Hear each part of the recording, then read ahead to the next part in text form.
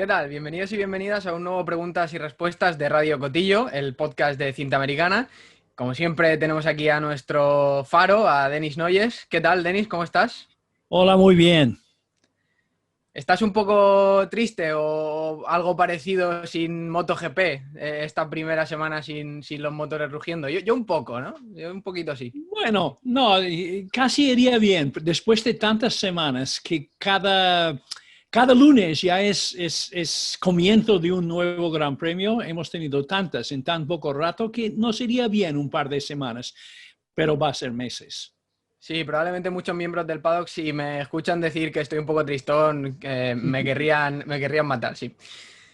Bueno, como digo, tenemos otras preguntas y respuestas hoy, pero antes de empezar, recuerdo tres cosas súper rápidas. Lo primero, por favor, a todas las personas que estén viendo el vídeo y no estén suscritas, pues deberíais hacerlo, porque hay muchas más personas de las que nos ven, de las que están suscritas, y bueno, esas cifras tienen que crecer para que, bueno, todos los podcasts lleguen a más gente. Entonces, en este sentido también nos ayuda mucho que le deis like al vídeo y para que el siguiente preguntas y respuestas también sea tan interesante como el anterior que hicimos y como esperamos sea este, pues dejando vuestras preguntas aquí en la caja de comentarios y bueno, seleccionaremos las mejores para que Denis las responda. Vamos al lío, Denis, ¿te parece? Muy bien, vámonos. Hitos en YouTube nos pregunta, de todos los récords de 500 y MotoGP, ¿cuál es tu favorito, el más importante? Para mí, yo me acuerdo yendo al Mundial en la época de Swans y Rainey, que una cosa que siempre podías contar con ello era que Rainey iba a estar en el podio, en alguno de los tres sitios. E incluso Wayne solía hacer apuestas con sus amigos sobre quién iba a ser el cuarto, porque los tres primeros él siempre estaba incluido. Pero no me di cuenta hasta que empezaba a estudiar un poco la estadística, realmente lo excepcional que ha sido la carrera deportiva de Wayne en lo que refiere a apariencias en el podio. Entonces, lo primero que hice era estudiar todos los pilotos, digamos, de la era moderna, que es desde 73 hasta ahora. Y descubrimos que Wayne estaba en el podio 64 veces en 83 carreras, que es el 70.1%. Pero después, poco a poco, durante estos últimos años, el que iba segundo ya es tercero, Mick Doohan, que ya está Marc Márquez. Y Marc ha subido a 74,2, una cifra excepcional. Pero después estaba pensando, bueno, estas cifras no van a ser nada en comparación con las de Jeff Dukes, Surtees, Halewood, Agostini, que corrían en una época cuando no, bueno, en alguna de las temporadas de Agostini corría contra su propia sombra. Solo había la MV y algunas monocilíndricas británicas.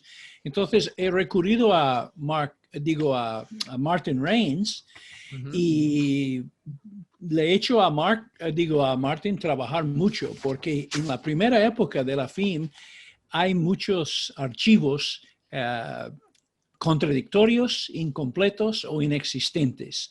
Entonces él ha hecho un estudio y ha llegado a concluir, después de trabajar en ello más de un año, poco a poco, no todos los días, que efectivamente Wayne Rainey y Marc Márquez en toda la historia del Mundial son los dos pilotos que han sido más, porque la fama que tiene Marc es de un piloto explosivo, pero que se cae mucho. Pero es mentira.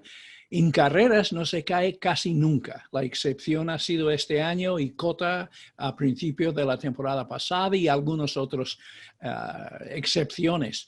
Pero Marc lo que ha hecho durante su carrera deportiva es en los entrenamientos buscar los límites, muchas veces encontrándolas, para después no volver a encontrarlas en carrera. Entonces, bueno, Wayne Rainey 77.1, Marc Márquez 74,2, Giacomo Agostini 73.9, después Halewood, Surtees, Doohan, Kenny Roberts, Phil Reed, Lawson, Casey Stoner, llegando ya a 60%. Entonces, haciendo unos cálculos, hemos visto que Mark, para alcanzar a Wayne en esto, tendría que estar en el podio 20 veces en las próximas 20 carreras, porque con las estadísticas llega a cierto punto que para avanzar entre 74 a 77 es casi imposible. De paso, una estadística, Mark es el que más porcentaje de victorias tiene de los pilotos de la época moderna. Ha ganado 44% de las carreras. Nadie ni está cerca.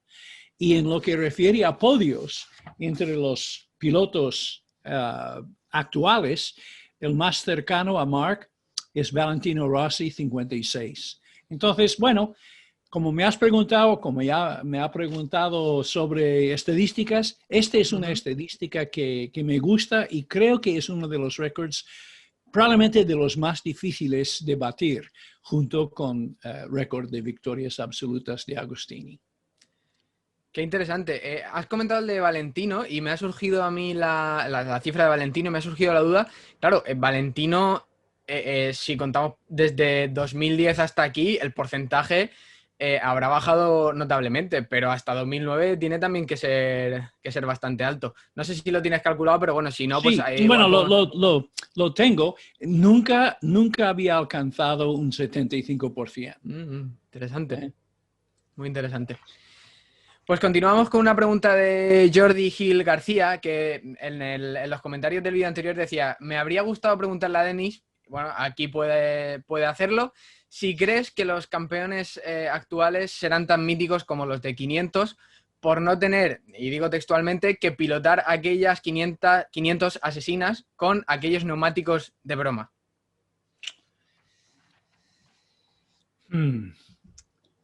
Carisma.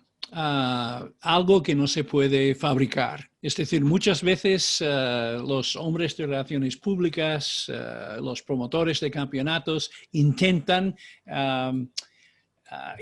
dar algo de chispa a un piloto que realmente no quiere saber nada de la prensa. Mick Doohan, por ejemplo, dice que hubiera preferido ducharse en agua fría en el Polo Norte que enfrentarse con una conferencia de prensa, pero por obligación tuvo que hacerlo. Lo que pasa es que aquellos pilotos de la época de 500 vivían con una realidad que afortunadamente ya apenas existe. Es decir, las lesiones y las caídas mortales. Y esto tal vez les daba algo del brío de, no sé, de pilotos de aviones de caza de la Segunda Guerra Mundial, ¿sabes? Hoy disfruto porque mañana ya sabemos lo que nos puede pasar. Es increíble, pero entre 1968, cuando yo vi mi primer Gran Premio en Montjuic, y la entrada en el Mundial de Dorna en el 92, murieron 45 pilotos. 45. Algunas veces 4, 5, 6 en un solo año. Y no era excepcional. Es decir, era una cosa que se aceptaba como parte del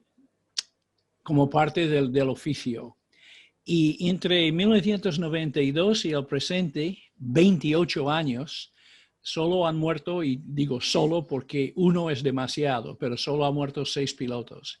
Entonces, no sé si eso tiene que ver realmente con la pregunta a por sí, pero hablando de las 500 y lo difíciles que eran, lo peligrosas, hemos visto ya un cambio en nuestro deporte muy positivo, pero no solamente por el cambio a 4 tiempos y tanta electrónica, que la electrónica sí que evita caídas, pero ha sido también porque cuando Dorna tomó el mando del campeonato y ocurrió la caída mortal de Dajiro Kato en Suzuka, en vez de hacer lo que había hecho la FIM toda la vida, que es decir, bueno, son circunstancias de las carreras, todos tristes y a la próxima, y no cambia nada. Dorna lo que hizo era formar la Comisión de Seguridad como consecuencia.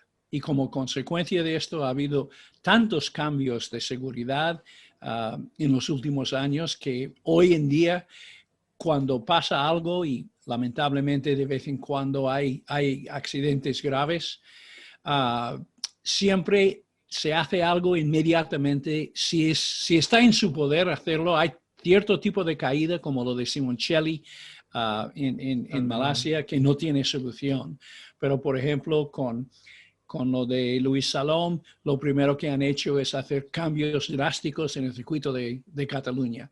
Entonces, estoy contestando una pregunta tal vez que no me han hecho, pero parte de este manera de ser de los pilotos de antes lo encontraba en las palabras de Kjell Carruthers. Dijo, cuando yo corría en el Mundial, yo siempre intentaba no formar muchas amistades porque no quería que mis hijos que viajaban al Mundial conmigo tuviesen que escuchar explicaciones del por qué el mejor amigo de su padre ya no estaba. Hablando de carisma, esto ya es una cosa que viene con el tío. Valentino Rossi, Barry Sheene, son pilotos que son la alegría andando exteriormente, y otros pilotos como Eddie Lawson o como Mick Doohan, todo lo contrario. Y no creo que es consecuencia ni del... Yo creo que es simplemente consecuencia de su personalidad, pero lo que ha cambiado el ambiente mucho en el paddock, porque yo me acuerdo la primera vez que fui a la isla de Man cuando murieron 6 pilotos. Yo me acuerdo de tantas veces que durante un gran premio ha ocurrido una tragedia de este tipo. El ambiente que había en estos tiempos ya no existe, o muy pocas veces existe. Este es tal vez la gran diferencia entre aquellos años, que casi me las acuerdo como temporadas en blanco y negro, con los de ahora.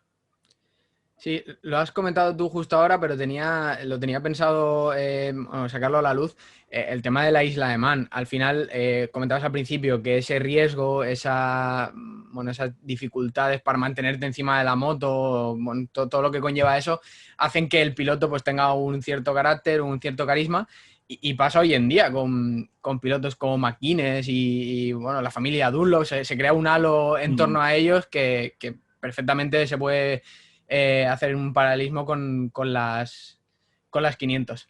Me parece muy interesante.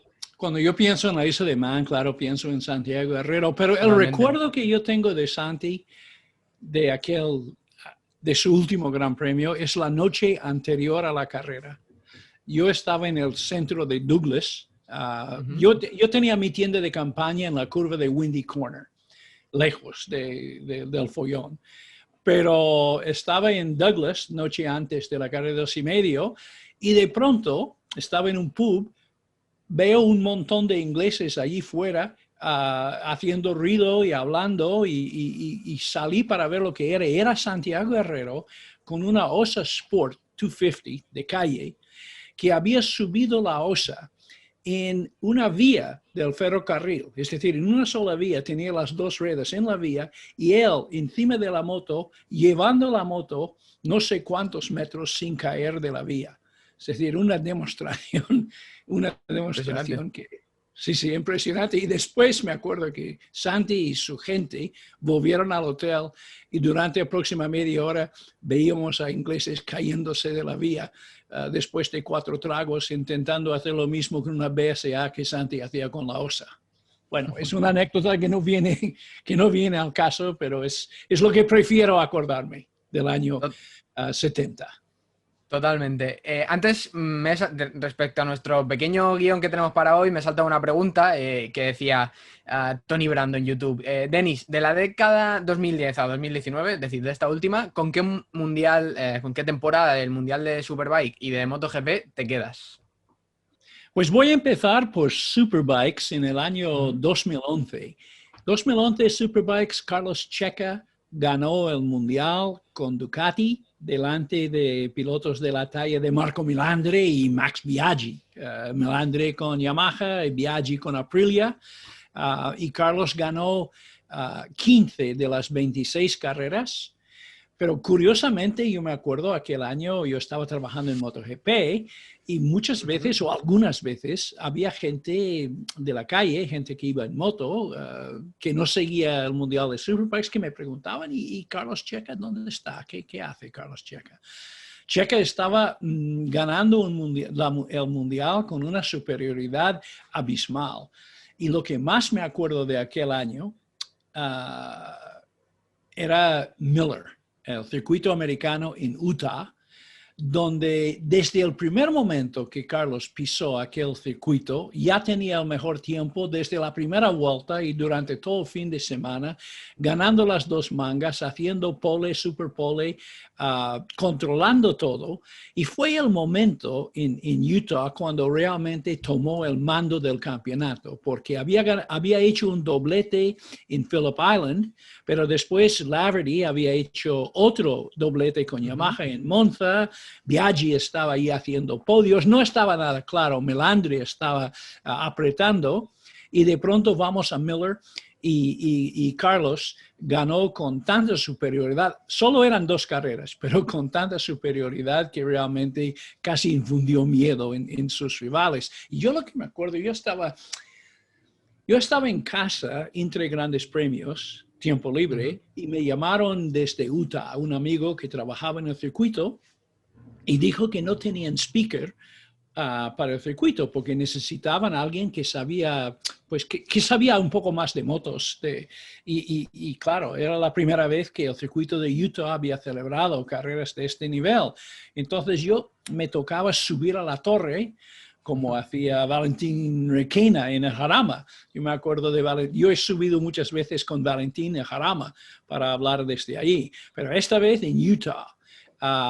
Y claro, estoy explicando la vida y maravillas de Carlos Checa porque está en la pole, estamos esperando la salida para la vuelta de precalentamiento, motores parados y el único sonido en todo el circuito es el Noyes hablando por altavoces. Entonces estoy explicando una historia de Carlos Checa, de cuando una carrera parada por agua lo ganó Valentino Rossi, aunque Checa tenía que haberlo ganado por el sistema de, bueno, es igual. Y yo estaba contando la historia y de pronto miro abajo a la pista y Checa me está mirando, pero está encima de la moto, a punto de empezar una carrera del mundial. Me miraba arriba y sacude la cabeza como decir que no, que así no es. Entonces yo me acordaba que no era Cataluña, sino Jerez. Y después Carlos va y gana la carrera. Y después hablamos y dice, oye, aquello que explicabas, dice, sí, ya lo he corregido sobre la marcha. Y dice, ¿cómo lo has corregido sobre la marcha? Y dice, tú me has hecho señas. Yo te he hecho señas desde la parrilla que sí. Entonces él dominaba tanto la situación que hasta corregía al speaker del circuito. Entonces, esta temporada me gustó tanto porque soy bastante educatista y porque Carlos suele tener sus grandes momentos en la oscuridad. Es decir, él ganando el mundial, haciendo sus mejores carreras cuando no había tanta cobertura televisiva. Y después he pensado, y esto no viene totalmente al caso de Superbike, pero refiere a Carlos, la mejor victoria de Carlos en 500 ocurrió en el 96 en el circuito de Cataluña, cuando él, en vez de llevar el 7 de toda la vida, llevaba el 24, corriendo al equipo de sitio. Y toda la atención estaba en el duelo para el segundo puesto entre Mick Doohan y Alex Crivillé, porque Doohan tenía que acabar segundo para ser campeón del mundo en el 96. Y he vuelto a ver esta carrera. Y creo que Carlos sale pues apenas sale en la salida, sale de un par de vueltas y después desaparece, hasta el punto que los mismos comentaristas en un momento dado se olvidaban de que él estaba ganando la carrera. Era Chris Carter, el speaker, o el que estaba haciendo la retransmisión.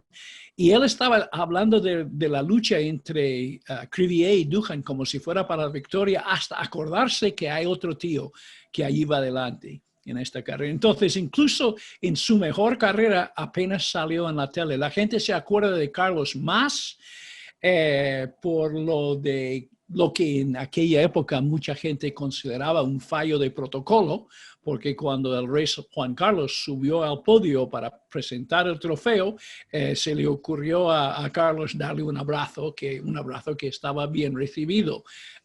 Pero la gente se acuerda de esto más que por la victoria. Entonces, hay muchas carreras, muchas temporadas de Superbike, incluso el del 19, por emoción, por sorpresa, la remontada de Johnny Ray contra Bautista, la sorpresa de la Ducati, después los problemas de Álvaro durante la segunda mitad, cuando le tocaba los circuitos donde Ducati no había corrido. Pero me quedo con el 2011. Y para MotoGP, me quedo con el 213, el primer año de Marc Márquez, que era una sorpresa tremenda. Marc llegando campeón del mundo de Moto2, para mucha gente una selección algo sorprendente, de que en vez de ir a un equipo satélite, iría directamente al equipo de fábrica. Pero desde los primeros entrenamientos de primavera o de otoño, Marc estaba en Sepang, de los más rápidos, pretemporada, la primera carrera del año, hizo un buen tercer puesto en Qatar, y de pronto llegamos a COTA, otro circuito americano totalmente nuevo donde nadie había dado una vuelta. Entonces, ningún piloto experimentado contaba con ninguna ventaja, nadie tenía datos de información, y desde los primeros entrenamientos el Márquez era primero en todas menos me parece que la FP3, segundo, y cuando en carrera se escapó y ganó de una manera Este fue el año también de 3 carreras en Estados Unidos. Durante una época cuando Indianápolis, Laguna Seca y también COTA la primera en esta.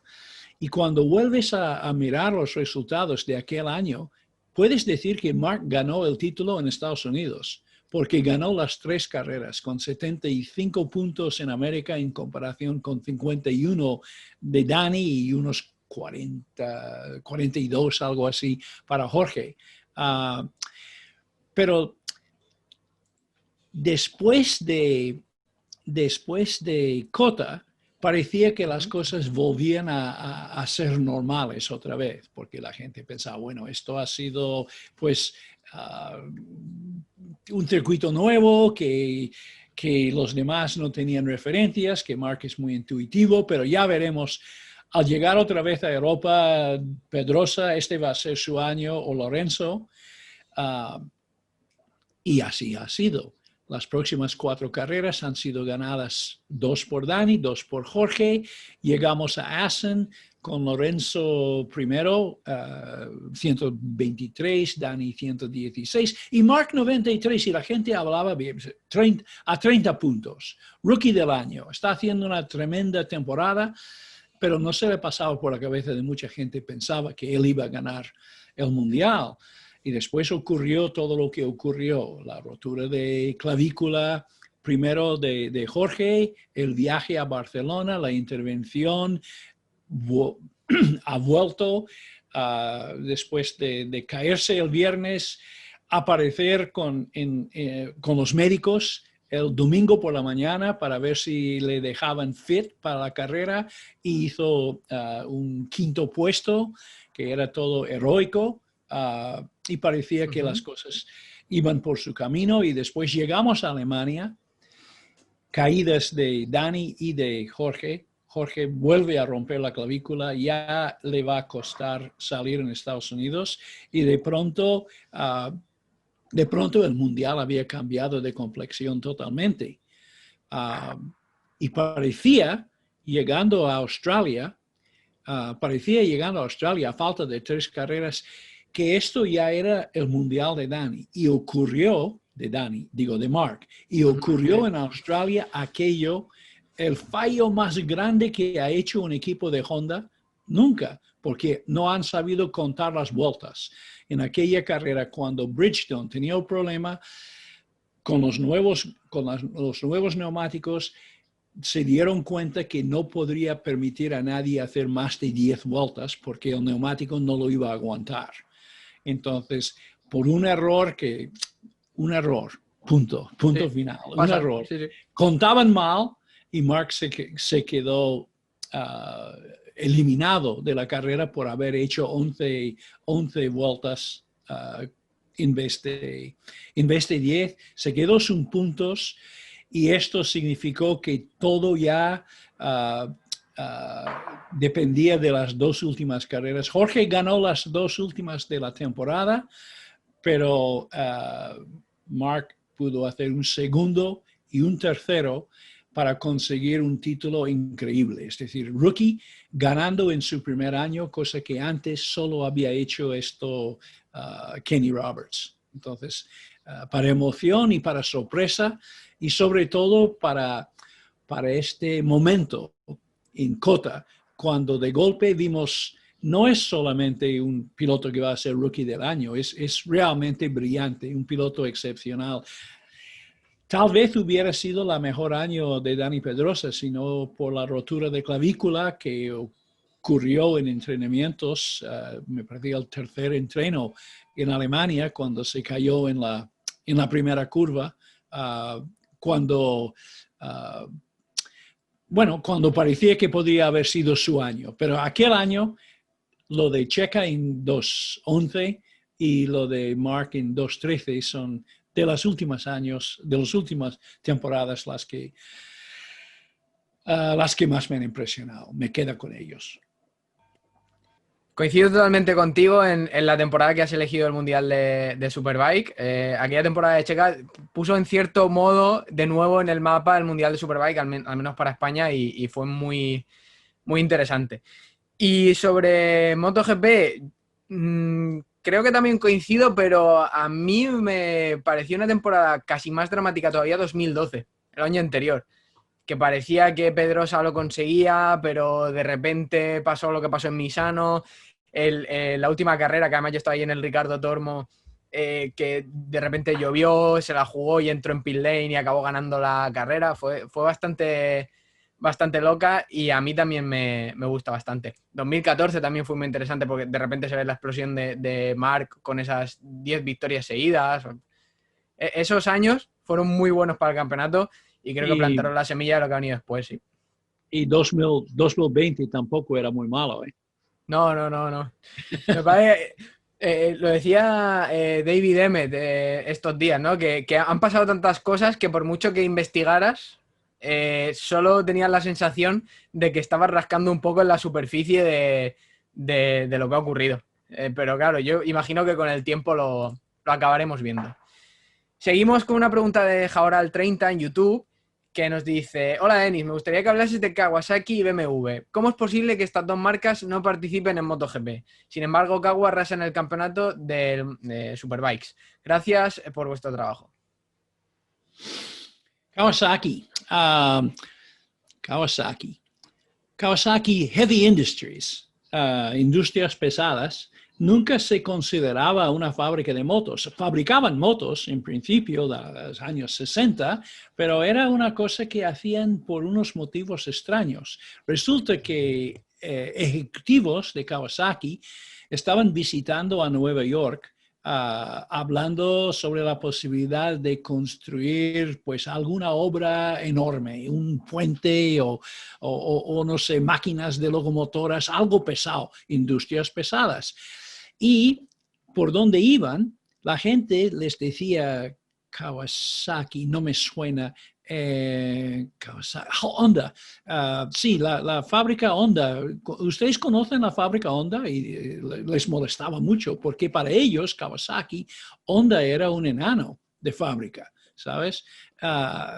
Y pensaba, ¿por qué la gente sabe tanto de Honda y nada de Kawasaki? Que hemos hecho barcos, hemos hecho puentes, hemos hecho grúas, locomotoras. ¿Y ellos qué hacen? Y en cada esquina de Nueva York encontraba lo que Honda ha hecho. Hondas bonitas, rojas, blancas, azules, con el logotipo de Honda en el depósito.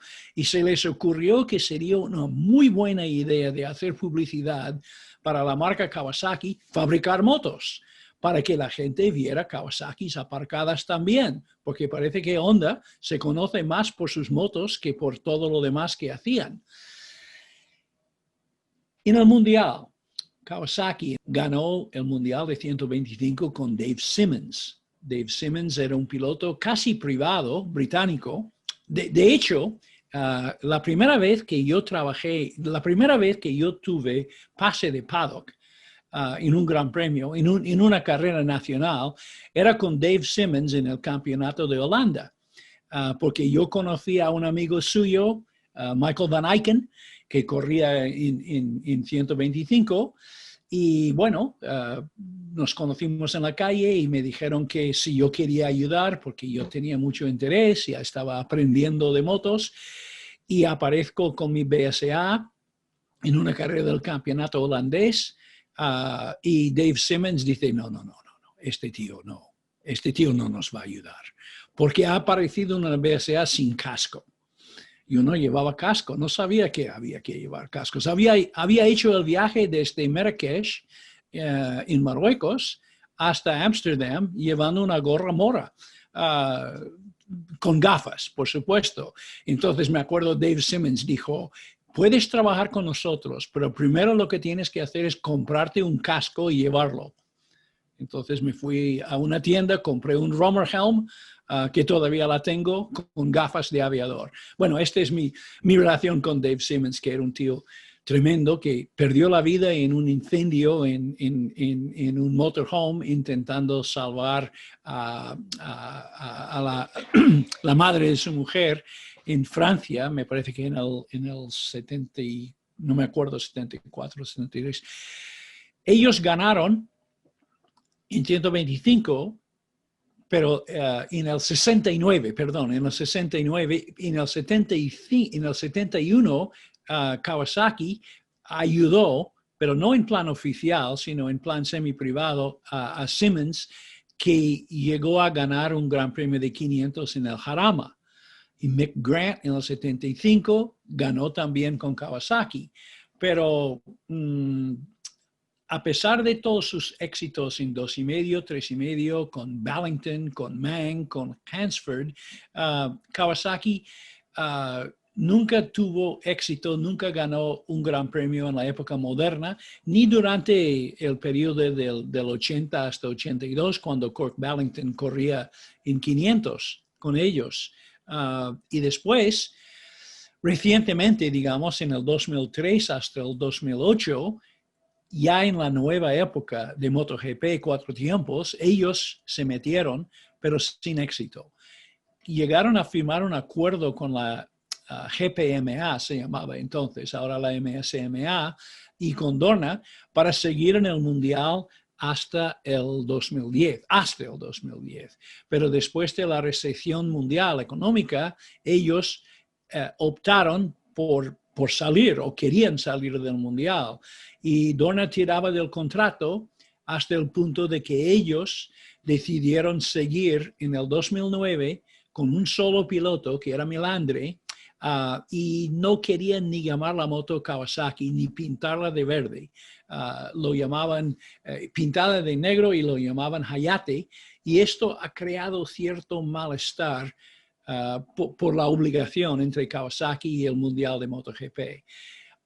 Hoy en día, en Kawasaki, dicen que ellos no ven ninguna posibilidad de volver nunca a MotoGP, o a lo menos a corto plazo o medio plazo, porque ellos consideran que MotoGP no tiene nada que ver con las motos de calle. Y ellos, en el fondo, fabrican motos de calle, han ganado ya 6 veces consecutivas con Johnny Ray, y ellos, pues, este es el motivo por el cual no veo a Kawasaki en el Mundial. BMW es otra cosa. Yo creo que BMW, un poco por la tradición de tener el motor boxer con los cilindros exteriores horizontales durante tanto tiempo, que era un handicap tan grande a la hora de hacer velocidad. Había Zeller, el piloto alemán, hacía podios en el Mundial con BMW de este estilo, y mi buen amigo Melchor Lizarraga, que corría conmigo en las motociclismo series, también hacía milagros en Jarama y en los circuitos de pueblo con BMW, pero hasta diseñar, es que la filosofía de BMW en moto era aquel motor, y aquel motor no se prestaba a la velocidad. Igual que Ducati ha sido toda la vida bicilíndrica, hasta ahora con 4 cilindros, BMW corre en superbikes, ahora con un motor convencional, digamos, pero hacer el salto de superbike a MotoGP es enorme. Es decir, la superbike es una moto de calle homologada con materiales de otro índole, y yo creo que BMW está muy contento teniendo una presencia en MotoGP con los coches de seguridad, pero por el momento yo creo que no entra en su filosofía. Ellos son fabricantes de motos de calle todavía.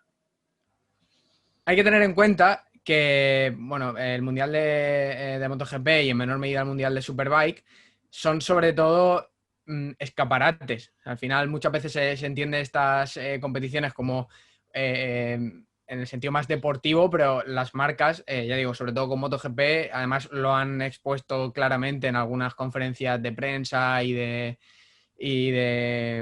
bueno, internas incluso, que lo que buscan es exposición, que la gente conozca sus productos. Entonces, al final, por mucho que Kawasaki tuviera esos roces o que BMW también esté a otra cosa, pues les interesa tener presencia. Le pasó también a Aprilia, que tenía cierta presencia a través de la CRT incluso, pero que al final necesitas que tu nombre aparezca en el carenado. Es súper importante hoy en día. Pues si te parece... Perdona, y si no hago mención del papel BMW en sidecars, nuestro buen amigo JP de la Torre se va a enfadar. Seguro. Porque los sidecars también cuentan, y BMW sí que ha participado en 500, pero 500 con un pasajero y con una tercera rueda. Pues si te parece, vamos con la última pregunta. Vamos cerrando. Víctor Domingo en YouTube pregunta: ¿qué marca es tu favorita, o al menos por la que tienes simpatía, por supuesto, de las antiguas y de las marcas más presentes en la actualidad? Yo me acuerdo en el 84, yo estaba corriendo las motociclismo series, había quedado segundo el año anterior con Ducati, pero pasó algo con el importador de Ducati, que faltaba dinero, o a mí me faltaban resultados, no lo sé. Quedé segundo a un punto delante de mi buen amigo Carlos Morante, pero no gané. Y entonces llegué a un acuerdo, me buscaban los importadores de Honda en Madrid, y ni me acuerdo el nombre del modelo. Prefiero no acordarme. Era una especie de elefante de color rojo enorme, una Honda 1000, que sobre el papel tenía muchos caballos y todo aquello. Y bueno, yo iba a salir en motociclismo series con ella. Y cuando hice la primera vuelta de precalentamiento en el Jarama, llegando a Super 7, vi una pancarta que ponía Dennis. basta de cuentos chinos, vuélvete a Ducati. Y 15 minutos después estaba yo volviendo a boxes en la ambulancia, habiendo dejado la Honda hecho mucho más corta entre ejes, tan corta entre ejes que no volvió a salir en lo que quedaba de temporada. Yo, ducatista toda la vida, desde equivocarme, porque yo no sabía nada de carreras. Cuando decidí correr en moto, una cosa lógica para un tío de 27 años, para ser rookie, que no había corrido nunca, y se me ocurrió que todos mis amigos iban en moto y lo de las motos parecían muy bonitas en Barcelona. Entonces decidí correr. Y lo primero que tienes que hacer es comprar una moto. Y las motos que más me gustaban por la calle, como sonaban, eran las Ducati. Compré una Ducati 2.5 a Ricardo Fargas, que Ricardo todavía probablemente, bueno, Ricardo, el malogrado Ricardo Fargas, que ha sido pues el alma de Ducati en España durante tanto tiempo, pero Ricardo casi no podría creer su buena suerte que le viene un gringo loco que es dispuesto a pagar 40,000 pesetas para una moto que no era competitiva, pero sí que era competitiva. Porque en España los circuitos no tenían ningún agarre y algunas veces llovía. Entonces, con un 4 tiempos, bueno, con aquella Ducati, con unos resultados afortunados, aprendí a amar la Ducati.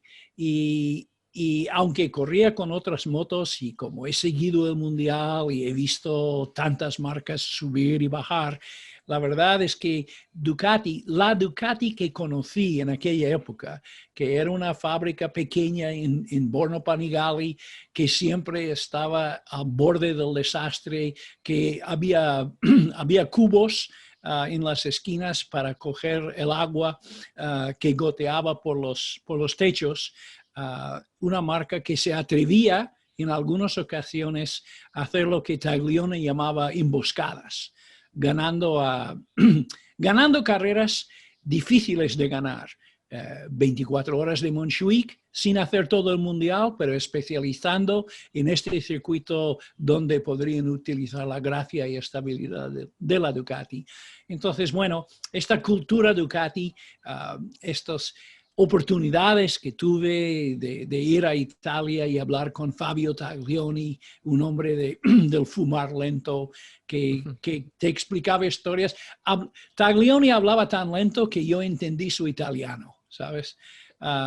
Y toda la cultura de las válvulas desmodrómicas, la leyenda del retorno de Mike Hayward a la Isla de Man, y hasta el 2007, cuando todos los fabricantes japoneses decidieron que iban a fabricar motos menos rápidas. Decidieron que las MotoGP iban demasiado deprisa, las 990, y decidieron bajar a 800. Y esto fue perfecto para Ducati, porque mientras ellos todavía iban con muelles de distribución, Ducati hizo todo lo imposible hasta que cuando llegamos a Qatar para la primera carrera de la temporada, yo estuve, me parece que llamaba Yomada, era uno de los directores de Honda, que tuvimos una especie de amistad, que le conocí en Japón en fábrica y un par de veces. Y estuvimos juntos en